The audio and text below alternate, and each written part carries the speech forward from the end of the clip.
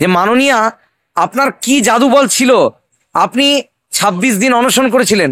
যদি আপনার সেই জাদু বল থাকে তাহলে আপনি অন্তত সেই জাদুটা আমাদেরকে বলে দিয়ে যান। আপনার থেকে অন্তত যেন ২ দিন আমরা বেশি করতে পারি। আমাদের সঙ্গে একবার কথা বলুন, কারণ অনশন করে কষ্টটা কি, উনি তো আগে ২৬ দিন অনশন করেছেন, তাহলে কষ্টটা নিশ্চয়ই আশা করি উনি জানেন কতটা কষ্ট হয় সেটা করতে। তো আমাদের তো এছাড়া পথ নেই, আমাদের বারবার বলা হয়েছে আমরা গুন্ডা অমুক তমুক। তাহলে আমরা কি ধরে নেব যে নির্বাচনে টাকা তোলার একটা প্রক্রিয়া শুরু হয়েছে এই ফর্ম ফিল আপের মাধ্যমে? একসময় আমি ভাবছিলাম শুয়ে শুয়ে যে আমি এই অনশনটাকে প্রত্যাহার করে নিই, কিন্তু এত মানুষের ভালোবাসা পাচ্ছি, এত মানুষ এসে আমার সঙ্গে দেখা করছেন, তাতে করে মনে হচ্ছে যে না, সবারই তো চাকরি হারিয়েছে, ফলে আমি একটু থাকি না, আমি একটু লড়াইটা লড়ি তাদের পক্ষ থেকে। কাজ হবে মনে হচ্ছে? কাজ হবেই, কাজ আমরা করে নেব, আমরা লড়ে নেব। কিন্তু আমি যোগ্য শিক্ষক শিক্ষিকাদের বলতে চাই, যারা বাড়িতে থেকে এখনো টিভির পর্দায় চোখ রাখছেন, তারা টিভির পর্দায় না থেকে এখানে এসে আপনারা লড়ে যান। আমরা অবশ্যই জয়ী হব। আমরা এই সরকারের যে দাম্ভিকতা, আমরা যে সরকারের যে অ্যাগ্রেসিভ মনোভাব, সেখান থেকে আমরা তাদেরকে মাথা নত করাবই করাবই করাবই। আপনারা এখানে আন্দোলন করছেন, কিন্তু আমরা দেখতে পেলাম যে অনলাইন পোর্টাল চালু হয়েছে আবেদন প্রক্রিয়া গ্রহণ করার জন্য। আপনারা কি আবেদন করবেন না সেটা সঙ্গে সঙ্গে আন্দোলন চালিয়ে যাবেন? আবেদন আমরা করব না, আমরা করব না, কারণ আপনারা জানেন গতকাল মহামান্য হাইকোর্ট ওবিসি মামলার উপর এখন স্থগিতাদেশ দিয়েছে। ফলে সেখানে ওবিসি মামলায় যদি একটা জটই মিটলো না, তাহলে কি করে এখন ফর্ম ফিল আপ করা সম্ভব? তাহলে আমরা কি ধরে নেব যে নির্বাচনে টাকা তোলার একটা প্রক্রিয়া শুরু হয়েছে এই ফর্ম ফিল আপের মাধ্যমে? অযোগ্যদের কাছ থেকে তিনি বা তার সরকারের বিভিন্ন নেতা মন্ত্রীরা যে পরিমাণ অর্থ তারা নিয়েছেন, যদি তাদেরকে এই চাকরি থেকে টার্মিনেট করা হয় তাহলে তাদের দেওয়া টাকা তারা ফেরত চাইবে এবং সেটাতে সরকারের মুখ পুড়বে। এই আশঙ্কা থেকেই তারা অযোগ্যদের বাঁচাতে চাইছে বলে মনে করছে। শরীর খারাপ লাগছে, এবার দুর্বল লাগছে, শরীর দুর্বল লাগছে এবার আগের থেকে, আর একটু অস্বস্তি তো হচ্ছে শরীরে। দাবি তো আমাদের একটাই, যে কাজে ছিলাম, যে জায়গায় ছিলাম সেই জায়গায় ফেরত যেতে, এবং তার জন্য বারবার মুখ্যমন্ত্রীকে, শিক্ষামন্ত্রীকে আমরা আবেদন করেছি, কারণ তারা চাইলে পারেন এগুলো করতে। কারণ আইনের পথে এগুলো আমাদের ফিরে আসতে হবে এবং আইনি লড়াইটা তাদেরকেও লড়তে হবে। কারণ কমিশন দায়ী বললে তো আর হবে না, কারণ রাজ্য সরকার তার উপর একটা দায়বদ্ধতা থাকে। তো সেটা তো বারবার চেয়ে আসছি এতদিন ধরে, আমাদের অবস্থানেরও আজ ৪৩ দিন হয়ে গেল, তারপরে অনশনেরও চলছে, এতগুলো ১৩৭ ঘন্টার মতো পার হয়ে গেছে, কিন্তু এখনো পর্যন্ত তো আমরা কোনো রকম সারা শব্দ কিছু পেলাম না। একটাই দাবি, আমাদেরকে আমাদের চাকরিতে পুনর্বহাল করতে হবে। কি করলে আপনারা এই অনশন তুলে নেবেন? অবশ্যই শিক্ষামন্ত্রী বা মুখ্যমন্ত্রীর সঙ্গে সাক্ষাৎ প্রার্থনা করছি, এবং সাক্ষাৎ করে শুধু আশ্বস্ত করলে হবে না, উনি কিভাবে আমাদেরকে ফিরিয়ে আনবেন সেটা, সেই কথাগুলো, আমাদের কথাগুলো ওনার কাছে তুলে ধরতে চাইছি। মানে উনি তো নেতাজি ইন্ডোরে বলেছিলেন যে উনি জীবন থাকতে একজন যোগ্যেরও চাকরি যেতে দেবেন না। সেখানে আমরা যখন সিটটা বেরোলো দেখলাম, ওনারা পরীক্ষার বললেন, পরীক্ষার পরেও যখন দেখলাম যে সিটটা, যেটা ভ্যাকেন্সিটা ক্রিয়েট করা হলো, সেখানে ভ্যাকেন্সিটা কমে গেল। যদি তর্কের খাতিরে ধরেও নি আমরা সব যোগ্যরা পাবে, মানে পরীক্ষা দেবো এবং সব যোগ্যরাই যদি সেটা পেতাম, তাও পাবো না, কারণ অলরেডি আমাদের সিটগুলো কমিয়ে দেওয়া হয়েছে আগের বারের থেকে। তাহলে এখানে কি করে ভাবে? আর আমরা পরীক্ষা পদ্ধতিতে তো কেউ যেতে চাইছি না, আমরা নিজেদের কাজগুলো যেটা ছিল আমি সেখানেই ফেরত যেতে চাই, এবং তার জন্য উনি কি ব্যবস্থা করবেন সেটাই। আসুন আমাদের সঙ্গে একবার কথা বলুন, কারণ অনশন করে কষ্টটা কি, উনি তো আগে ২৬ দিন অনশন করেছেন, তাহলে কষ্টটা নিশ্চয়ই আশা করি উনি জানেন কতটা কষ্ট হয় সেটা করতে। তো আমাদের তো এছাড়া পথ নেই, আমাদের বারবার বলা হয়েছে আমরা গুন্ডা অমুক তমুক তুসুক, তো সেটা তো নই। আমরা এখনো পর্যন্ত শান্তিপূর্ণভাবে অবস্থান করছি, ওনার সাক্ষাৎ প্রার্থনা করছি। আমি বিশ্বাস করি মাননীয় মুখ্যমন্ত্রী, ওনার নাম মমতা বন্দ্যোপাধ্যায়, উনি ওনার নামের প্রতি সুবিচার করবেন। কিন্তু আবার এখানে আমার একটু ডাউট হয় মাঝে মাঝে যে তিনি নাকি ২৬ দিন অনশন করেছিলেন। তো যিনি ২৬ দিন অনশন করেছিলেন তিনি তো অনশনের কষ্টটা তিনি তো বোঝেন, তাহলে তার তো এতদিনে আসা উচিত ছিল। অনশন আজ প্রায় ৭ দিনে পড়লো, ৭ দিনে পড়ার কথা। তো সেইখান থেকে দাঁড়িয়ে আজকে আমাদেরকে এইভাবে দিনের পর দিন পথে বসে থাকতে হচ্ছে। চিন্ময় বাবুদের মতো আরো কয়েকজন অসুস্থ হয়ে গেছে শুনলাম। আমি তো গতকাল এসে যোগ দিয়েছি, আমার প্রায় ২৪ ঘন্টা অতিক্রান্ত। আস্তে আস্তে আমার শরীরের কর্মক্ষমতা হারাচ্ছি। বিকাশ ভবন, মধ্যশিক্ষা পর্ষদ, এসএসসি, সব জায়গাতেই তো দুর্নীতির আখড়া ঘুঘুর বাসা হয়ে আছে। কিছুদিন আগে দেখেছিলাম স্বাস্থ্য দপ্তর ঘুঘুর বাসা, এখানেও তো তাই দেখছি। আর কোর্টের এই প্যানেল ক্যান্সেল না হলে বুঝতে পারতাম না যে কত টাকা, কত কত কোটি কোটি টাকা মন্ত্রীর বাড়ি থেকে বেরোচ্ছে। কাজেই আসবেন না তো এটা স্বাভাবিক, কারণ সত্য, আসল সত্য এখানে এলেই প্রকাশিত হয়ে যাবে যে কতটা দুর্নীতিগ্রস্ত এই সরকার, কতটা অমানবিক, কতটা লজ্জা, একটা লজ্জা ঘৃণা লজ্জা ঘৃণা ভয় তিন থাকতে নয়, সেই হয়েছে এই সরকারের অবস্থা আজকে। সরকার আজকে আমাদেরকে নগ্ন করে ছেড়েছে। আমরাও দেখতে চাই যে আপনি বা আপনার সরকার, তাদের কতটা ক্ষমতা। আমাদের আন্দোলন কিন্তু আরো দিনে দিনে গর্জে উঠবে এবং সেটার প্রয়োজন রয়েছে বলে আমি মনে করি। আপনারা যে অনশন করছেন এবং যে দাবি তুলছেন যে আপনাদের চাকরি ফেরত চাই, কিন্তু সর্বোচ্চ আদালতের নির্দেশেই তো আপনাদের চাকরি বাতিল হয়েছে এবং তার সঙ্গে সঙ্গে সর্বোচ্চ আদালতের নির্দেশেই পরীক্ষা নেওয়া চলছে, মানে প্রক্রিয়া শুরু হয়েছে, আবেদন প্রক্রিয়া শুরু হয়েছে। তাহলে আপনারা কি আবেদন করবেন না আদালতের নির্দেশ সত্ত্বেও? দেখুন, সর্বোচ্চ আদালতে অনেক কিছুই বলা হয়েছিল। সর্বোচ্চ আদালতে প্রথমেই বলা হয়েছিল টেন্টেড আনটেন্টেড লিস্ট করে দিতে, সেটা তো কমিশন করেনি। রাজ্য সরকারকে বারবার বা কমিশনকে বারবার বলা হয়েছিল যে স্বচ্ছতার তালিকা প্রকাশ করা হোক। তখন মানা হয় না নির্দেশগুলো। যে নির্দেশগুলো সরকারের পক্ষে যাচ্ছে সেগুলো মেনে নিচ্ছে, সেগুলো দায় ঝেড়ে ফেলার জন্য। কিন্তু যখন আমাদের যেগুলো দিয়ে আমাদের বাঁচানো যেত সেগুলো তো করা হয়নি।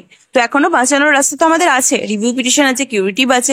আমরা কিউরিটিভ পর্যন্ত যেতেও চাই না রিভিউ পিটিশনে, কারণ যথেষ্ট এটা গ্রহণযোগ্যতা আছে। উনি চান উনি আনুন রিভিউ পিটিশনে ফিরিয়ে আনতে, যতক্ষণ না আমাদের, কারণ যেখানে আমার বাঁচার রাস্তা আছে, যে চাকরিটা আমি নিজে স্বচ্ছতার সাথে পেয়েছি, সেই চাকরির জন্য আমি কেন আবার নতুন করে এক্সাম দেবো? কেন আমি একবার দুর্নীতি হয়েছে যেখানে প্রমাণিত, সেই দুর্নীতির মধ্যে আমি আবার ঢুকবো? কেন ঢুকবো? আমার তো কোনো দায় ছিল না এখানে। তো আমার চাকরি আমাকে ফিরিয়ে দেওয়া হোক। আমি তো নতুন পরীক্ষার কথাটা আমরা মাথায় আনতে চাইছি না, কেউ না। আমার জিনিস কেড়ে নেওয়া হবে, আমি আবার পরীক্ষা দেবো, আমি আবার যোগ্যতা প্রমাণ করবো, আবার 2 বছর পর আমার চাকরি চলে যাবে। আমি কি সারা জীবন পরীক্ষাই দেবো নাকি? এটা হতে পারে না। তাহলে কি করবেন? অনশন করেও যদি আপনাদের কোনো ফল না আসে তাহলে কি করবেন? আশা হত হব বলে তো এখানে বসিনি, আশা নিয়েই বসেছি। আশা করি উনি মানবিক, যেহেতু উনি নিজের দল বা সবাই মানবিক আখ্যায় উনি দেন এবং উনি নিজেও বলেন, তো উনি যদি মানবিক হন, আশা করি আমাদের যন্ত্রণাটা বুঝবেন এবং উনি আমাদের কাছে আসবেন, আমাদের বার্তাগুলো শুনবেন। এতটা অমানবিক উনি হতে পারেন না, কারণ একজন রাজ্যের তো অভিভাবক উনি, রাজ্যের সর্বোচ্চ কর্তৃত্বেন উনি আছেন। তো উনি আমাদেরকে এভাবে, এত রাজ্যের এতজন মানুষকে এভাবে কষ্টের মধ্যে ফেলে দেবেন, এটা আশা করব না। তো আশা করবো উনি কিছু করবেন, সেই আশাতেই আছি এখনো পর্যন্ত। আপনার সে যে মুখ্যমন্ত্রীর কথা বলছেন তিনি পুলিশ মন্ত্রীও। এর আগে যখন আপনারা আন্দোলন করেছেন তখন পুলিশের বিরুদ্ধে অভিযোগ উঠেছিল যে পুলিশ আপনাদের মারধর করেছে, লাথি মেরেছে, লাঠিচার্জ করেছে। সেই পুলিশ মন্ত্রীর নামও মমতা ব্যানার্জি, আর মুখ্যমন্ত্রীর কাছে আপনাদের এই দাবিগুলো রয়েছে। আপনার মনে হয় যে মমতা বন্দ্যোপাধ্যায় মানবিক দৃষ্টিভঙ্গি থেকে মানবিক হয়ে আপনাদের এখানে আসবেন? দেখুন, আমরা তো একটা খুব সাধারণ মানুষ, শিক্ষক শিক্ষিকা আমরা। তো আমরা এত বড় বড় শক্তির সঙ্গে লড়ে উঠতে পারবো না, এবং আমাদেরকে, যেহেতু আমরা তার রাজ্যেরই সাধারণ মানুষ, তো সেটা আমরা দাবি দেওয়া করতে পারি। আমরা হিংস্র তো হয়ে উঠতে পারছি না, চরমপন্থী পথও নিতে পারছি না, কারণ আমাদের ওই যে কোথাও শিক্ষক শিক্ষিকা আমরা জানি আমাদের আদর্শ কি, আমাদের কতটা করা উচিত, কতটা করা উচিত নয়, আর আমরা সেই শিক্ষা নিয়েই বড় হয়েছি। হ্যাঁ, আমাদের সঙ্গে যেটা হয়েছে, বারবার আমরা সেখানে প্রতিবাদ করেছি। তার সেই প্রতিবাদের ভাষাও কিন্তু এমন নয় যে আমরা মারধর বা ধ্বংসাত্মক পথে চলে গেছি। হ্যাঁ, পুলিশ মন্ত্রী উনি, মুখ্যমন্ত্রী উনি, তো সেই যে অত্যাচারটা হয়েছে উনি নিশ্চয়ই সেটা দেখছেন। বারবার মিডিয়া, উনি আমাদের সামনে হয়তো আসছেন না, কিন্তু বারবার আপনাদের মতো মিডিয়াদের ভাই বোনদের সামনের মধ্যে দিয়ে ওনারা কিন্তু সেই আশ্বাসটা সেই কথাটা নিশ্চয়ই ওনাদের কানে পর্যন্ত পৌঁছেছে যে কি হচ্ছে আমাদের সাথে। এবার যদি ওটা ওনার আদেশে হয় তাহলে জানবো যে তাহলে মানবিক আমরা আর বলতে পারি কি করে? তাহলে তো আমরা অত্যাচারিত হচ্ছি, নিপীড়িত হচ্ছি বারবার। এবং যদি উনি যেটা বলেন সেটা যদি করেন, সেই কথাটা যদি উনি বিশ্বস্ত হন যে আমি যেটা বলি সেটা করি, তাহলে উনি অবশ্যই যেটা ভাববেন যে তাহলে উনি পুলিশ মন্ত্রী হয়েও আশা করবো পরবর্তীকালে এই নির্দেশই দেবেন যেটা আমাদের হেনস্থাটা বারবার যাতে না করা হয়, যেটা আমাদের উপর হয়েছে সেটা অন্যায় হয়েছে। এবং মুখ্যমন্ত্রী হয়ে আশা করবো যে আমাদের এই যে যন্ত্রণা থেকে উনি বার করে আনবেন। এবং যদি না করে আনেন তাহলে ওনাকে আর মানবিক কোন ভাবে বলতে পারি, বা আমার রাজ্য কত ভালো আছে সেটা বা বলতে পারি কি করে? তাহলে আমার রাজ্য তো ভালো নেই। তালিকা প্রকাশ এখনো হয়নি, সেই দাবি আপনারা সুপ্রিম কোর্টে যখন মামলা চলছেন তার আগে থেকেই করছিলেন, বারংবার করেছেন, কেন হচ্ছে না বলে মনে করছেন? দেখুন, এটা তো বারবার বলা হয়েছে যে তাদের কাছে যে মিরর ইমেজ সেটা নেই বা কিছু। এবং সিবিআই সেখানে তথ্যও দিয়েছে, এবং সিবিআই তথ্যের ভিত্তিতেই চাকরিটা হিসাব মতো টেন্টেড যাদের তাদেরকে টেন্টেড, এবং যারা আনটেন্টেড তাদের আনটেন্টেড বলে গণ্য করা হয়েছে। তো সেখান থেকে কিন্তু এটা ফিরিয়ে আনা যেত বা কিছু, বা মিরর ইমেজ না থাকলে কিভাবে যুক্তি দিয়ে ওনারা ফিরিয়ে আনবেন, কারণ ওনাদের কাছে তো বড় বড় লয়ারও আছেন। আমাদের রাজ্যে অনেক কিছু অনেক রকম ভাবে অনেকবার অনেক কিছু অভিযোগ হয়েছে, তিনি রাজ্যকে কিভাবে সেখান থেকে বার করে আনতে হয় তারা জানেন। তো সেখানে এই জায়গাটা কেন করতে পারছেন না, সেই প্রশ্ন তো আমাদেরও সবার কাছে। আপনাদের টার্গেট হচ্ছে 28 দিন করা, মমতা ব্যানার্জির রেকর্ড ভেঙে দেওয়া। হ্যাঁ, ওনার যদি সেই জাদু বলনি দিয়ে যেতে পারেন, তবে ওনাকে আসতে হবে, ওনাকে এখানে এসে বলতে হবে যে আমরা তাহলে রেকর্ডটা ভাঙতে পারি, যেন অন্তত রেকর্ডটা যদি নাও ভাঙতে পারি, অন্তত আমরা যেন 12 থেকে 14 দিন টানা করতে পারি। দাদা, এই যে আপনি গতকাল থেকে অনশন করছেন, 24 ঘন্টার বেশি হয়ে গেছে, এখন আপনার শরীরের অবস্থা কিরকম? আপনি কতক্ষণ থাকতে পারবেন বলে মনে করছেন? শরীরের অবস্থা দেখে মনে হচ্ছে যেন খুব বেশি সময় থাকতে পারবো না, কিন্তু এত বন্ধু বান্ধব এসে আমার সঙ্গে যোগাযোগ করছেন, তাতে করে মনের জোরটা বেড়ে যাচ্ছে। একসময় আমি ভাবছিলাম শুয়ে শুয়ে যে আমি এই অনশনটাকে প্রত্যাহার করে নিই, কিন্তু এত মানুষের ভালোবাসা পাচ্ছি, এত মানুষ এসে আমার সঙ্গে দেখা করছেন, তাতে করে মনে হচ্ছে যে না, সবারই তো চাকরি হারিয়েছে, ফলে আমি একটু থাকি না, আমি একটু লড়াইটা লড়ি তাদের পক্ষ থেকে। কাজ হবে মনে হচ্ছে? কাজ হবেই, কাজ আমরা করে নেব, আমরা লড়ে নেব, কিন্তু আমি যোগ্য শিক্ষক শিক্ষিকাদের বলতে চাই, যারা বাড়িতে থেকে এখনো টিভির পর্দায় চোখ রাখছেন, তারা টিভির পর্দায় না থেকে এখানে এসে আপনারা লড়ে যান, আমরা অবশ্যই জয়ী হব। আমরা এই সরকারের যে দাম্ভিকতা, আমরা যে এই যে সরকারের যে অ্যাগ্রেসিভ মনোভাব, সেখান থেকে আমরা তাদেরকে মাথা নত করাবই করাবই করাবই। আপনারা এখানে আন্দোলন করছেন, কিন্তু আমরা দেখতে পেলাম যে অনলাইন পোর্টাল চালু হয়েছে আবেদন প্রক্রিয়া গ্রহণ করার জন্য। আপনারা কি আবেদন করবেন না, সেটা সঙ্গে সঙ্গে আন্দোলন চালিয়ে যাবেন? আবেদন আমরা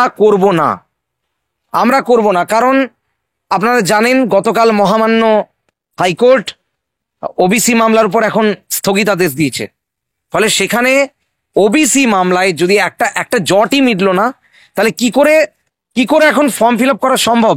তাহলে আমরা কি ধরে নেব যে নির্বাচনে টাকা তোলার একটা প্রক্রিয়া শুরু হয়েছে এই ফর্ম ফিল আপের মাধ্যমে? টাকা তোলার জন্য ফর্ম ফিল আপ হচ্ছে, 500 টাকা করে তোলার জন্য? ডেফিনেটলি আমরা তাই ধরে নিচ্ছি, কারণ আমরা ধরুন আমি একজন দৃষ্টিহীন, আমার একটা কোটায় আমার সিট সংখ্যা 16 থেকে 25-এ আরো বেশি কমে গেছে, তাহলে সেখানে আমি আগে কোর্টের কাছে মামলা করব না, বা সরকারকে চিঠি লিখবো না তার আগেই আমি কি ফর্ম ফিল আপটা করতে শুরু করে দেবো? এটা কি কখনো সম্ভব?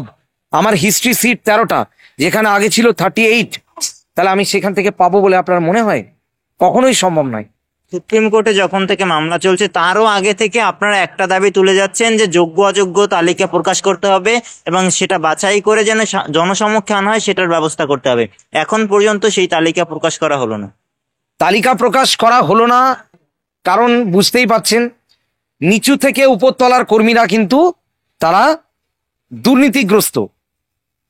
কোর্ট যেখানে বলে দিয়েছে যে এটা একটা প্রাতিষ্ঠানিক দুর্নীতি, সেখানে যোগ্য তালিকা তারা প্রকাশ করবেন এত সহজে, সেটা আমরা কোনোভাবেই বিশ্বাস করতে পারি না। মমতা ব্যানার্জিকে বার্তা দেব এইটুকুই, যে আপনাকে দেখেই কিন্তু আমরা নির্বাচনে আপনাকে জিতিয়ে এনেছিলাম, শুধুমাত্র আপনার ফেস দেখে। ফলে শিক্ষকদের এই আন্দোলনের মাধ্যমে আপনার ফেসটাকে নষ্ট করবেন না, আর আপনার বাড়ির এই যে এত মানুষের চোখের জল, সেই চোখের জলের অভিশাপ আপনার পরিবারের উপর ডেকে আনবেন না। আপনার প্রতি আমার এটুকুই পরামর্শ। মানুষের দেওয়ালে পিঠ থেকে যায়, তার কথা, তার অভাব, অভিযোগ, দুঃখ, যন্ত্রণা শোনার মতো কেউ থাকে না, তখনই বাধ্য হয়ে মানুষ অনশনের পথ বেছে নেয়। আপনারা কি চাইছেন মমতা বন্দ্যোপাধ্যায় আসুক আপনাদের এই অনশন মঞ্চে? নিশ্চয়ই চাইছি, এটাই তো আমাদের প্রথম থেকেই দাবি। তিনি নিজেই নেতাজি ইন্ডোরে 7 তারিখে বলেছিলেন যে একজনও যোগ্য চাকরিহারার চাকরি যাবে না, তার দায়ভার আমার, সেই দায়ভার সরকারের। তাহলে এখন কেন তিনি সেই প্রতিশ্রুতি পালন করছেন না? গতকাল শিক্ষামন্ত্রী বিকাশ ভবনের পাশ থেকে ঘুরে গেলেন, মিডিয়াকে কথা বলার সময় পেলেন, আর আমাদের সর্বমোট আজ প্রায় 7 দিন চলছে অনশন, যেখানে জীবন বাজি রেখে যে কোনো শিক্ষক যে কোনো দিন অসুস্থ হয়ে মারা যেতে পারে। তাহলে কেন এইটুকু মানবিকতা আমরা আশা করব না যে শিক্ষামন্ত্রী আমাদের ধারের পাশ থেকে যাচ্ছেন, অথচ আমাদের কাছে সময় দেওয়ার জন্য ন্যূনতম 5-10 মিনিট তার আলোচনার সময় হয় না। আমরা এই ব্যাপারটা ভেবে খুবই দুঃখিত। রোজার শেষে যখন ঈদ আসে মমতা বন্দ্যোপাধ্যায় সেখানে যান, ঈদের সময় মমতা বন্দ্যোপাধ্যায় বক্তব্য রাখেন। আপনারা সেই রোজার থেকেও কঠিন একটা আন্দোলনে নেমেছেন, অনশন করছেন। আপনার প্রায় 7 দিন ধরে অনশন চলছে। মমতা বন্দ্যোপাধ্যায় এখন পর্যন্ত কোনো বার্তা পাঠায়নি আপনাদের কাছে, এখানে আসেনি। আমরা তাতে খুবই দুঃখিত যে 19,000-এর বেশি পরিবারের যেখানে জীবন জীবিকা জড়িয়ে রয়েছে, হাজার হাজার মানুষের চোখের জল, সেটা কি মমতা বন্দ্যোপাধ্যায়ের মনে ভিজে না? তিনি প্রশাসক, রাজ্যের প্রশাসক। আমরা কার কাছে যাব? আমরা তো তার কাছেই চাইব যে আমাদের দাবি দেওয়া অভাব অভিযোগ তার কাছেই আমরা তুলে ধরব। তাহলে আমরা আশা রাখছি উনি আসুন, আমাদের সাথে আলোচনায় বসুন। সুপ্রিম কোর্টে যোগ্য শিক্ষক শিক্ষিকা এবং শিক্ষাকর্মীদের সার্টিফাইড লিস্ট উনি সুপ্রিম কোর্টে দিয়ে রিভিউতে যান। রিভিউয়ের মাধ্যমে যোগ্য শিক্ষক শিক্ষিকাদের চাকরিতে পুনর্বহাল করুক, এটুকুই আমরা আশা রাখছি।